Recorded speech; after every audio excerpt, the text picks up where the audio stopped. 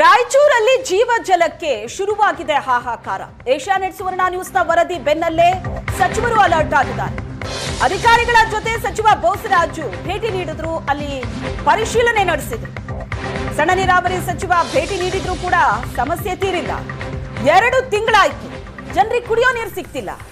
ಪ್ರತಿನಿತ್ಯ ಮಕ್ಕಳು ಮಹಿಳೆಯರು ನೀರಿಗೋಸ್ಕರ ಪರದಾಡ್ತಾ ಇದ್ದಾರೆ. ಜನರ ಗೋಳೆ ಕೇಳೋರಿಲ್ಲದಂತಾಗಿದೆ. ಸುವರ್ಣ ನ್ಯೂಸ್ನ ವರದಿಯ ಬೆನ್ನಲ್ಲೇ ಸಚಿವರು ಅಲರ್ಟ್ ಆದರು.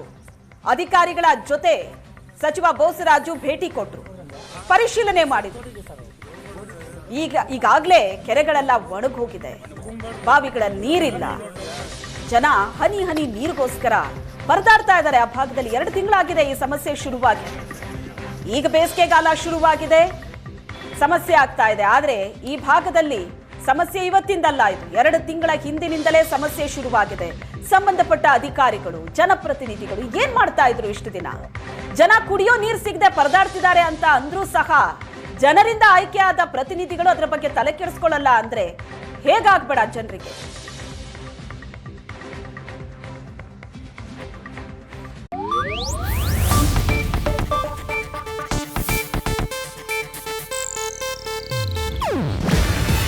ಇದು ಏಷ್ಯಾನೆಟ್ ನ್ಯೂಸ್ ನೆಟ್ವರ್ಕ್ ಪ್ರಸ್ತುತಿ.